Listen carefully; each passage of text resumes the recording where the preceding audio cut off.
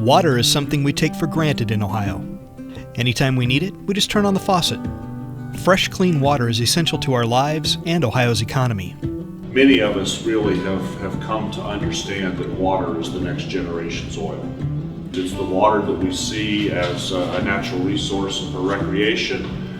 It's the water that 1,700 food processing companies rely on to actually deliver our nation's food system. At Ohio State University's Wetland Research Park, scientists are working to make sure Ohio's supply of fresh, clean water never runs out. We use this as a springboard to think about issues in now the Lake Erie Basin, fracking and water issues in eastern Ohio, Grand Lake St. Mary over on the Indiana border, some new parameters around Ohio River discharge in terms of water. At a recent visit, acting USDA Deputy Secretary Scuse toured the wetland to learn about Ohio State's research. I liked your statement, the water being the oil of the future.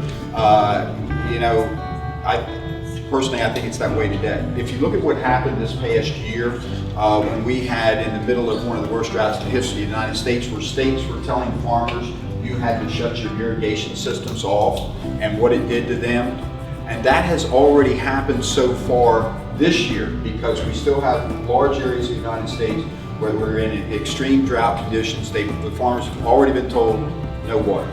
So even though the wetland is higher than the river, we try to maintain a natural flow, rising and lowering water level. If you look at our land grant universities and the job that our land grants do, they do absolutely fascinating research work, and that work is ultimately taken out to our farms and our ranches into other areas in agriculture. And institutions like this, they give us the science to back up and make good, sound policy-making decisions. So we think that there's a demand for institutions and research facilities like this.